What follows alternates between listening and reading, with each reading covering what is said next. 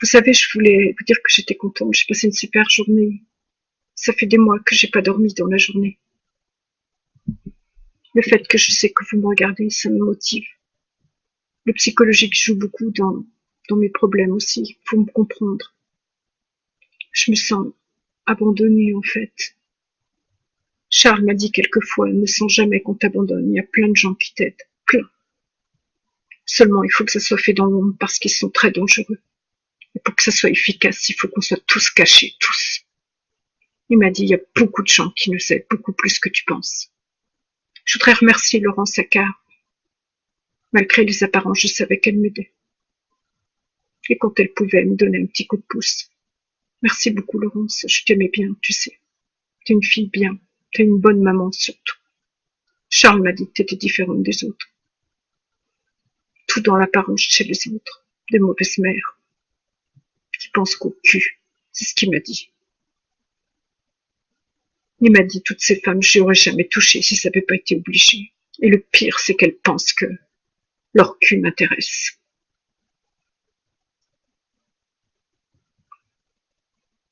Vous savez, le soir, quand je suis rentrée, je suis sortie du cabinet et je me suis dit, c'est une erreur. N'y pense pas, Annie, tu vas souffrir comme avec Dédé. Je l'aimais déjà en quelques secondes quand on s'est regardé. Il y avait quelque chose, c'est lui, de si fragile. On partageait les mêmes souffrances de l'enfance sans le savoir. On se doutait, juste à se regarder. Et quand j'ai franchi la porte du cabinet, j'ai dit que je n'avais pu y penser. Pendant un an, je me suis... C'est la force de l'expérience vécue, de la souffrance répétée. Je ne voulais pas revivre ce que j'avais vécu avec Dédé. Des fois, on voit dans des films des gens qui disent « je me protège d'aimer quelqu'un » et les gens ne comprennent pas. Et quand on a été brisé une fois, la peur, c'est que ça recommence. C'est pas sa faute à Dédé. J'en ai souffert pendant presque 20 ans. Jusqu'au moment de rencontrer Charles. En 93, avant d'aller chez Charles, j'ai appelé Dédé anonymement un soir. Je voulais entendre sa voix. Et je ne l'avais pas vu depuis 77. Vous vous rendez compte? Enfin, 79, le coup du bus dont vous vous rappelez, puis des sabots. Dans les vidéos précédentes. Je l'ai appelé, c'est sa femme qui a décroché. Elle a dit allô 2 fois. Je veux qu'il sache que j'ai toujours pensé à lui. Alors, je suis sortie du cabinet en disant je n'y pense plus. J'ai réussi pendant un an presque à ne pas penser que je l'aimais. Je n'y pensais vraiment pas. C'était pour me protéger, vous comprenez? Je pense que vous me comprenez. Mais dès que j'étais malade, j'étais contente. C'était comme du repos, c'était comme d'aller à la plage de une fois. Je me sentais tous les droits avec lui. Je m'asseyais et je me disais, mon Dieu, faites que le temps s'écoute lentement. Il lui avait dit pas plus de 10 minutes. Une fois, il y avait une jolie fille qui est passée devant moi, qui me regardait pendant 2 heures. J'ai attendu de façon très arrogante. Il lui avait demandé de rester une demi-heure avec elle pour me rendre jalouse. Oh, il donnait tous les ordres, les psys, mon ex-mari, tous mélangés, peu importe, on s'en fiche, puis vous aussi. C'est pour vous dire comment il savait faire souffrir. Et ça marchait, je souffrais. Mais je trouvais que c'était trop exagéré. Je suis rentrée, tout était en l'air sur la table d'observation, alors qu'il est très rangé, il n'y avait jamais de désordre. Le papier était tout chiffré, ses cheveux étaient comme ça, c'était volontaire en fait. Il lui avait dit de me faire croire qu'il avait sauté la fille, ils avaient payé la fille pour ça aussi. Qu'il l'ait sauté ou pas, c'est pas grave. Il m'a dit qu'il avait effectivement sauté parce qu'on l'a obligé. Elle s'appelait Mademoiselle Le Chesnay ou Duchesnay. Je voudrais la tuer. Comment elle me regardait? Elle me regardait comme si j'étais une ennemie de l'État, je vous jure. C'était bien le cas. D'ailleurs, aujourd'hui, je suis l'ennemi de l'État. De M. Sarkozy, je suis son ennemi déclaré. Alors, la plus grande douleur, ça a été ça. Ah, je le croisais souvent dans la circulation, mais tout seul. Et Mladenka était payée pour me dire, tu sais, il est tout seul. Je crois qu'il t'aime. Il n'ose pas se déclarer. Elle était payée pour le dire. En fait, elle savait qu'il vivait déjà avec Joël marié. C'était forcé. Et je me disais, mais pourquoi il se déclare pas alors? Fin 95, j'ai commencé à être vraiment amoureuse. Je sentais qu'il y avait quelque chose chez lui aussi, et je me disais, mais s'il est timide, alors Mladenka me poussait, elle me disait, mais invite-le à boire un café chez toi, et je lui dis, c'est tellement pauvre qu'il va croire que je m'intéresse à son argent. C'est ce qu'il aurait fallu faire, peut-être qu'il m'aurait expliqué quelque chose, mais il m'a dit finalement non, il y avait des caméras partout. Et elle me dit, mais oui, tu devrais dans ton moqueur. J'ai dit, je prendrai pas le risque, je voudrais pas qu'il pense que je suis une femme Afrique. Un homme Afrique, vous voyez ce que je veux dire. Je l'aime vraiment, mais je voulais pas qu'il croie ça. Effectivement, ça rentrait en ligne de compte. Mais il y a d'autres gens, des fois, qui m'ont fait des avances. Quand il me plaisait pas, plus riche que lui, j'en voulais pas. C'était juste pour me rendre jalouse à chaque fois, après. Comme le voisin, monsieur Védieux, là. En fait, ils l'ont dit de me draguer, puis après, en pensant qu'il me plaisait, parce qu'il y avait des gens qui me demandaient, ah, il est pas mal, et tout dans l'ascenseur. Je lui dis, oui, il me plaisait pas du tout. Et un jour, je prenais l'ascenseur, il était avec une blonde, faisant semblant d'être bien serré avec lui, et j'ai su après que c'était sa sœur, parce qu'il avait trouvé personne d'autre, un peu plus jeune que lui, pour me rendre jalouse. Je suis pas jalouse d'un porc pareil, pédophile. M'étonne pas qu'il ait trouvé personne d'autre. Si vous voyez l'air suffisant qu'il a, monsieur Védieu, V-E-D-I-E-U, si vous tapez sur le net, Védieu, Élysée, vous le verrez en compagnie de Sarkozy. Il a reçu un prix de je ne sais quoi, ici à Nantes. Il est en photo en grand, avec lui, à l'Élysée l'année dernière. Cherchez, vous verrez que j'ai raison. Monsieur Védieu, je ne sais quoi, il s'occupe d'un système de recyclage informatique. Recyclage du cul, oui. Bref, donc le 26 février 96, j'ai pris une grande décision. De toute ma vie, j'ai jamais fait d'avance à un homme. Alors j'ai pris rendez-vous sans être malade, à l'avance de jour. C'était un lundi pendant les vacances. Je me suis dit comme ça, si ça se passe mal, j'aurai 15 jours pour me remettre. J'y vais. C'est comme s'il savait déjà ce que j'avais décidé. Il avait un mouvement de recul derrière son bureau. Et j'arrive, puis je lui dis, écoutez, docteur, vous êtes beaucoup plus âgé que moi. Il me dit, oui, j'ai 15 ans de plus que vous. Il a 66 ans. Depuis le 29 mars dernier. 29 avril, pardon. 29 juin 1945, donc. 2011, ça fait 66 ans depuis le 22 juin dernier, pardon. Et j'ai dit, docteur, je vais aller droit au but. Enfin, c'est ça, je l'ai pensé, je l'ai pas dit. J'ai dit, vous me plaisez beaucoup. Il a fait non, non, non, non, non, non, non.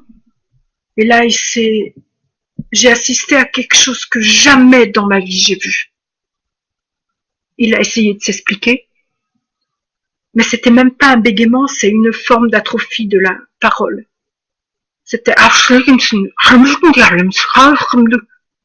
pardon chérie. J'hésitais entre rire ou pleurer.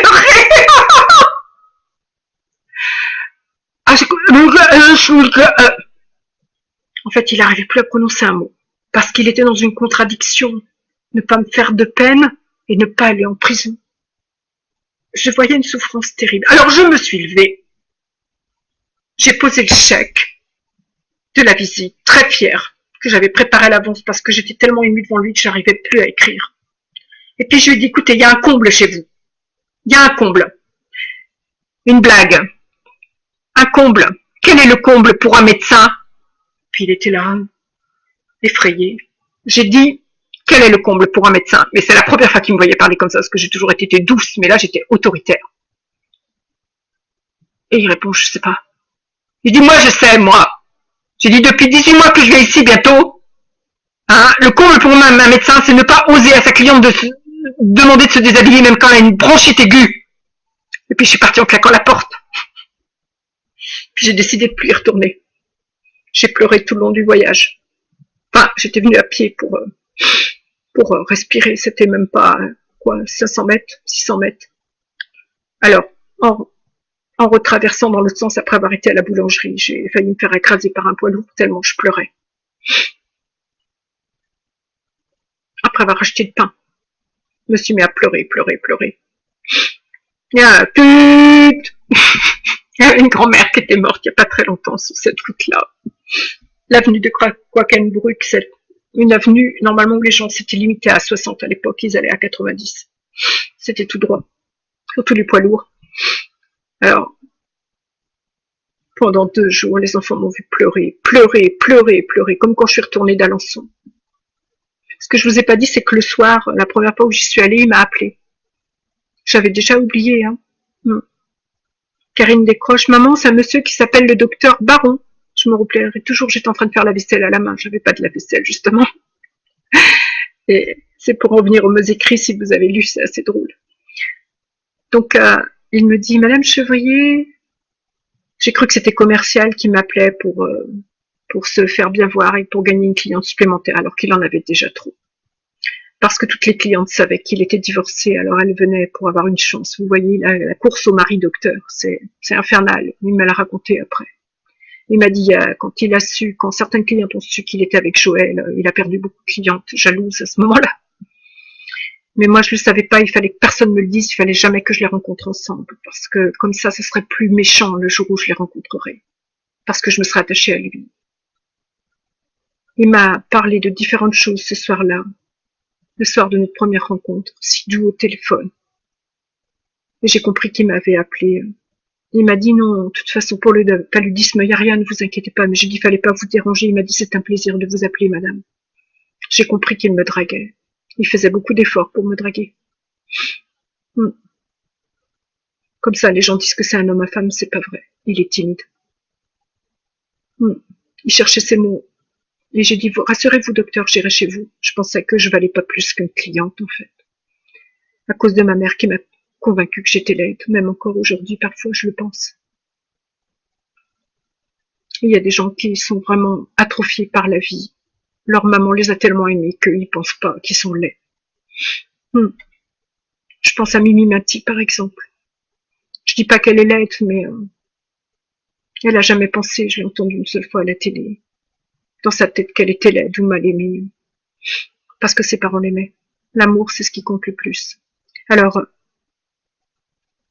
après ça, j'étais des semaines sans y aller. Alors, ce qu'il a fait, c'est qu'il a commencé à rentrer dans des cabines téléphoniques pour m'appeler, anonymement. Et dans son silence, je l'entendais presque pleurer. Il allait chez des grands-mères, puis il disait « Oh, j'ai oublié mon portable, je peux appeler mon cabinet pour savoir si j'ai d'autres rendez-vous. » Puis il faisait mon numéro. Les grands-mères vérifiaient jamais. Et c'était toujours... J'avais un boîtier classe et quand je vérifiais après les numéros, c'était toujours, avec les noms après, tout. C'était toujours des grands-mères tout le temps. Et puis je décrochais et à la fin, je sentais qu'il voulait que je revienne. C'était plusieurs coups de fil par jour. Il allait d'une cabine à une autre, parce que chez lui c'était sur écoute, d'une grand-mère à une autre. Et comme il pouvait pas être inculpé, puisqu'il pensait que c'était des erreurs, personne ne pouvait prouver qu'il était là à ce moment-là. Surtout que, après ce qu'il a fait, c'est qu'il appelait en anonyme et je voyais que des étoiles à la place des numéros. Je pense qu'il cherchait pas, quand je décrochais 10 secondes, à savoir qui c'était. Ça pouvait être n'importe qui, quelqu'un qui m'en voulait ou autre. Il a fait ça pour pas avoir de problème et pour que je comprenne qu'il y avait quelque chose. Et plus je ne venais pas, et plus ça s'accroissait, ça s'accroissait. Alors j'ai compris que c'était lui, et je suis retournée. Et là, ça s'est arrêté, les coups de fil. J'ai compris que c'était lui. Je suis retournée le 29 mars, un peu plus d'un mois après. Et quand je suis rentrée, je me suis assise. J'ai dit bonjour, il m'a dit bonjour. Il m'a regardé. Vous savez, 2 minutes en regardant quelqu'un sans ouvrir la bouche ni d'un côté ni de l'autre, c'est très très long. Intensément, pour me dire qu'il m'aimait avec ses yeux. J'ai baissé les yeux comme ça. C'était trop fort pour moi. Il avait envie de moi, il n'avait pas le droit de me toucher. Et moi, c'était la même chose. Les gens écoutent ça et les gens qui sont bêtes se moquent. Mais la dernière fois que vous avez fait l'amour, ça remonte à quand? Moi, j'ai jamais fait l'amour, même pas une seule fois. Et j'ai 51 ans. J'ai besoin de lui. Aidez-nous, s'il vous plaît. Je vais vous donner les liens de tout ça.